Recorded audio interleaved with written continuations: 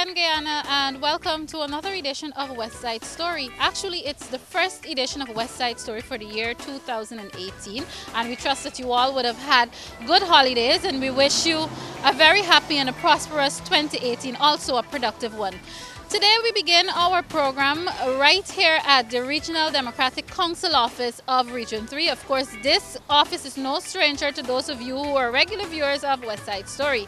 But today we will begin by having a conversation, our first conversation on the program for the year, by having that conversation with the Regional Executive Officer, of course, REO, Dennis Jaikarran, and he will basically be giving you a synopsis of some of the things the region would have achieved in 2017 and what the residents of these communities right here on the west side can look forward to in 2018, all in the name of providing that good life for all Guyanese as the APNU AFC administration would have promised.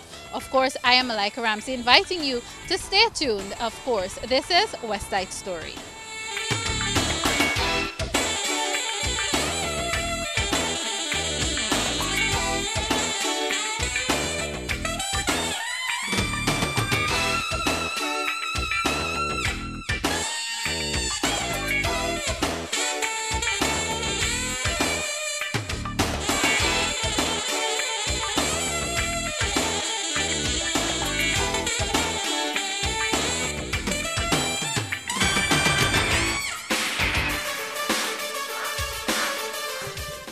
Well, now we're on the inside. Of course, as I did say before, as I did say earlier, this is West Side Story.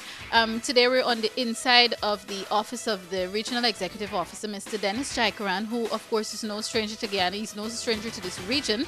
And today our conversation comes at a time when we're at the beginning of 2018.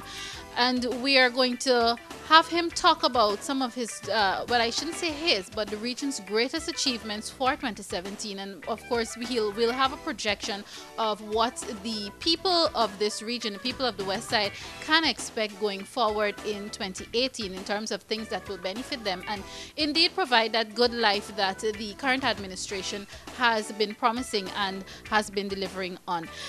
REO, welcome to West Side Story. We're happy that you're our first guest for this program for 2018. And on that note, I should say that a Happy New Year to you. Thank you very much, Malika, for having me on this program. And I want to say to the people of Region 3 how pleased I am, and to extend to them also good luck and best wishes for the year 2018. As it relates to 2017, we would have had a great and tremendous year. And I say this to indicate to you and the public that in 2017, all sums of money allocated to us under both the recurrent and capital expenditures, we were able to absorb them into all the projects undertaken in this region. So we are much more comfortable in terms of our spending. We are much more comfortable in terms of what we would have delivered in 2018. And we are much more comfortable with the relationship we have built with the communities across Region 3. We want to continue that in 2018. At the end of 2017, we saw a little challenge, and that challenge came as a result of the heavy rainfall we had late in December, where the people of Canal number 1 and 2, they encountered some level of not flooding, but an excess water on the land. And we quickly got on board and we were able to help them. Just to say to you also that I want to express gratitude and thanks to the Minister of State and Central Government for their quick input into things at Canal number 1. We have that situation under control. We will continue to help those people. We will continue to be where I said. And not only in Canal number 1 and 2, but the entire region, as we promised during the campaign, as to provide that good life for all Guyanese. I'm happy that you said that, REO. And again, you did say that we have it under control. It's always, especially on West Side Story, we focus on the communities and the people, the health and the wealth of the people. And sometimes we say the health and wealth of our nation. You did say you have it under control.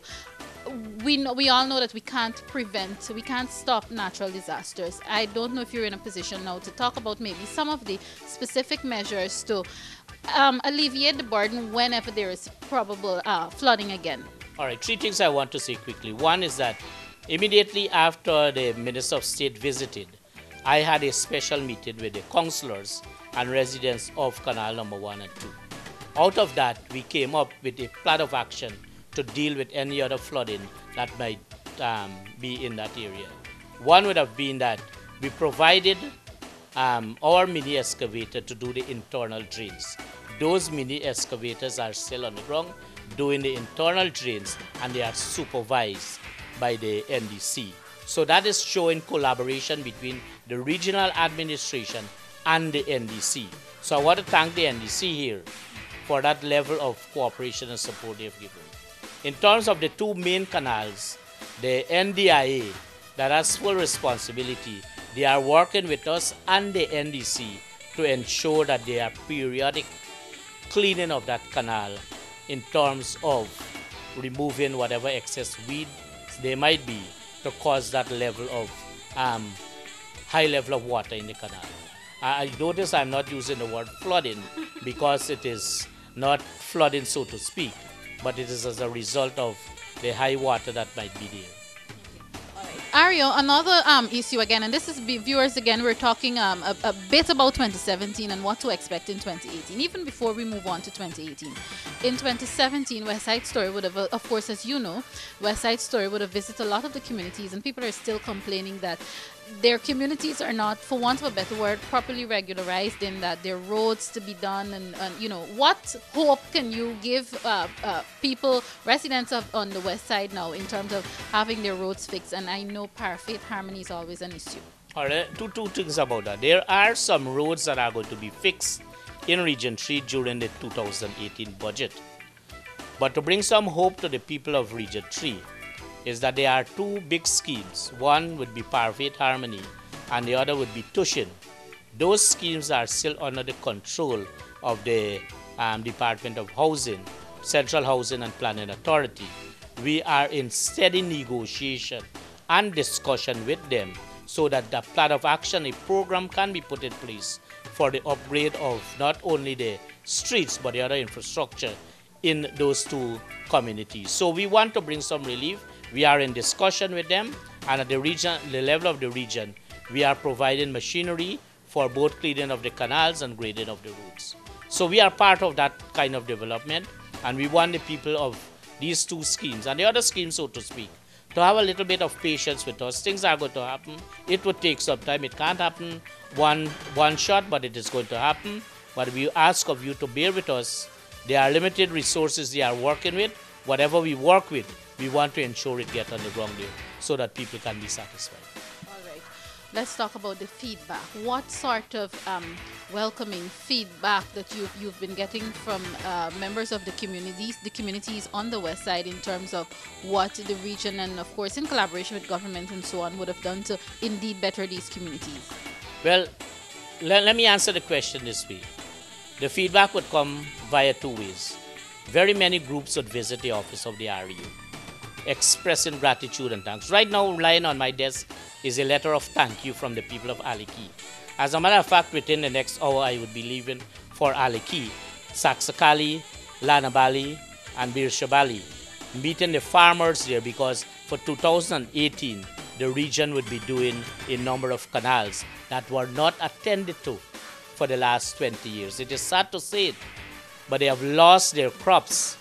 And this administration, as I go there today, is going to ensure that the canals are clear and that those people, that the crops that they didn't have, or cultivation areas, so to speak, they are going to be able to have thousands of acres under cultivation. This visit is taking place. So that is another level of feedback. The other level of feedback is within the administration would have been visiting communities. There are little dissenting voices, if there are any, in some communities. And there are some people who want to praise this administration and to say how good we are doing based on what happened before, but they are advised that they should not do it publicly. And we want people to understand that the satisfaction is out there, people are happy, and people are constrained from saying to us, even the councillors, they know that we are doing a far better job than before, but they are constrained by being advised not to say these things publicly. Ario, I want to interject there, and I'm happy that you said that because we would have heard this, by the way. Is that in any way going to hurt the operations or the work of the administration by people not coming out and say, well, look, the current administration has provided this for us, and they're doing a better job than what was previously done? Is that going to hurt your operations in any way? Well, let me say this. It is not going to hurt the operations of this region. Nothing in 2017 prevented us from executing our program. Nothing in 2018, regardless of the challenges, by a particular time we are going to complete our capital programs and recurrent programs. But to answer the question more specific, that the people out there are saying to us quietly that they are satisfied, and whenever there are pieces of machinery in these communities, they come out silently and give their kudos to what is happening in the community. All right, great. Let's move on to 2018 now, because I know you're a very busy man. You have a very busy schedule. Let's talk about some of the main, especially in the first quarter of 2018, some of the main things that you're expecting to achieve, whether it be projects, organizations, and so on. Let's talk about that. All right, from January to March of 2018, a number of things would happen. And these are the things that would set the tone for 2018. We already have our appropriation for 2018 in both capital and recurrent. Yesterday I met with the engineer department, and I said to them by the 8th of this March of this year, all capital projects are going to be awarded. And we stick by that. That is going to be a procurement plan, and we are not moving from that. There are some projects that are going to be awarded during the first quarter, but most of what is going to happen in terms of completion would be in the second and third quarter. So in the first quarter, it is going to be where we are doing our public advertisement or evaluation, our awarding of these contracts, and we are able to give to them payment, so to speak, what is known as the mobilization.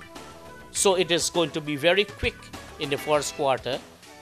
Sunday's paper, we are going to have another set of advertisement, and so that then the board is going to have a challenge to be able to complete. We have to work late in the nights to ensure that we complete the evaluation and the awards of these. So to say to you that in the first quarter, we are going to address our procurement plan, which says we are going to be advertising, we are going to be evaluating, we are going to be awarding, and we are going to be visiting. Just to step back a bit, in terms of your budgetary allocations, were you able, because I know you did say you've achieved a lot, Yes. were you able to use up everything, all that would have been allocated to get works done, or is it a case where any would roll over? No, all the monies would have been allocated on two projects that we have for rollover in 2018. And those two projects would be the special needs school. We had some challenges with the National Tender Board. We were able to overcome that. And the second project is the stores at the Department of Education. Rollover in the sense that physical work would have been completed, only the payment of retention. So that is going to be financed. In terms of the physical work, it would have been completed. So we can say quietly that we would have completed all our works in 2017. Ario, before we wrap up our conversation, what other, whether it be project or so, that you'd like to pinpoint and have residents of this region look forward to and really look out for that would benefit them greatly in 2018? As a summary, we are going to be doing very many roads. We are going to be cleaning very many canals and irrigation trenches so that people can be satisfied, drainage trenches also. And the people of Parfait Harmony would expect a brand new coin phrase, nursery school. We would be upgrading the Virgin Eugene Secondary School, and we are going to be doing a number of schools, upgrading them, the hospitals. In 2018, this region is going to experience what is known as a state-of-art facility at the Lenora Diagnostic Center. As I speak with you, we are now concluding work there, and in quick time we are going to do the launching and opening of those facilities. I would be happy if the team sometime can go to Ledora so that we can capture those events, those activities, so that the public is going to be aware. So things are happening in this region. We are moving at a fast rate. There's nothing that can stop us, the administration. I just held a meeting with my program managers, and I said to them what are the things expected of them in 2018. And I said to them that no level of inefficiency is going to be tolerated in this region in 2018. And that is going to be across programs and for every single employee in this region. We are working as a team. We will continue to work as a team. We are building relationship. But just to say to you quickly that this year we are going to launch the first activity called the Regional Agriculture Commercial Exhibition. That would be in March. We are going to take full control of the discourse to allow us to conclude aspects of the confirmation of our flag, our emblem, and we are going to be able in quick time, having consultation and discussion, to rename our region and to have the township as mandated by His Excellency name, so that 2018 is going to be a wonderful year for Region 3, Esquivilas, West Demerara. Things are going to happen, and we are going to establish a number of committees. The next RDC, I'm going to take to RDC a number of proposals and ask that a number of subcommittees be set up so that we can take this region forward. We have to work as a team. We are going to continue to work with the RDC. We don't see RDC as two sides. We see them as councillors being elected to work and serve the people of this region, and we have to work together. And that is going to happen for 2018. Thank you very much, REO. It certainly has been a pleasure, and thanks for allowing West Side Story into your space this morning and you giving us these updates. We really are grateful, and I'm sure that the residents of Region 3, the West Side as we call it here on West Side Story, I'm sure that the residents are very appreciative of what the administration has been doing and will continue to do. Thank you very much again. Thank you very much, Malika. Thank you very much. Viewers, of course, this would have been a conversation with the Regional Executive Officer of Region 3, Mr. Dennis Jaikarran. Of course, stay tuned. You'll have more of West Side Story as we take a little trip around one or two of the projects that he did mention. This is West Side Story.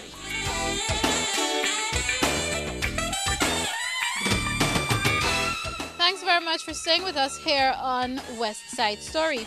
Earlier, we had that conversation with the Regional Executive Officer, Mr. Dennis Jaikarran, and just to give you an idea of one of the projects that he would have highlighted that is expected to come, well, not come on stream, but expected to be completed in this year 2018 is that of the special needs school. Even though we don't have an engineer out here today to speak with you, this is just West Side Story giving you an idea of what the special needs school will look like. And of course, we're here still on the west side, but we're in Parfait Harmony. So what we'll do now is just take some shots of it, and just to give you an idea again what it will look like. The yard is messy because, as we're saying, it is still under construction, almost completed. And as you can see, there are the ramps there, and we're talking about special needs. So it makes it easier for persons in wheelchairs to get up and down. So this is an idea of what the special needs school will look like. Again, this is all in the name of providing that good life for all Guyanese. Of course, this is West Side Story. Stay with us.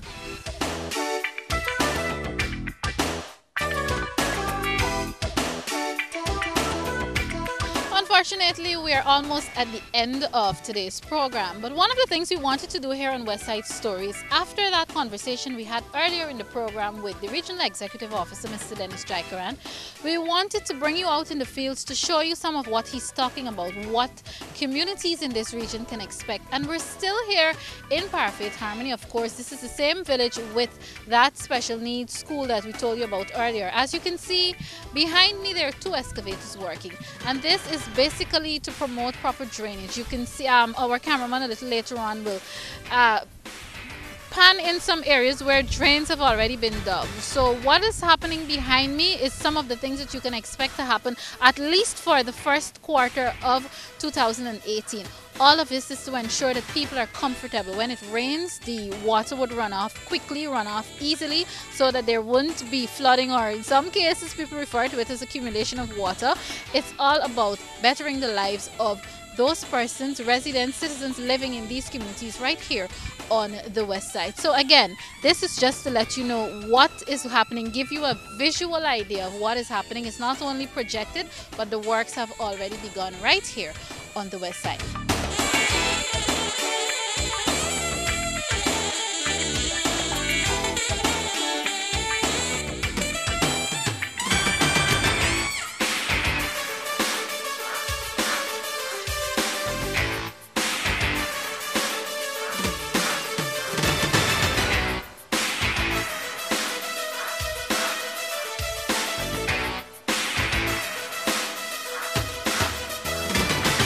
Unfortunately, that's all the time I have with you this week on West Side Story, but we'll be back soon. A lot of things coming up on West Side Story in the first quarter and the first half of 2018. For example, we have the Leonora Diagnostic Center that will officially be opened. We'll try to conduct some interviews with persons working there, and of course more engineers and so on, as these things come closer. For example, the Diagnostic Center, as it comes closer to being commissioned. So again, this has been West Side Story. Thank you very much for tuning in.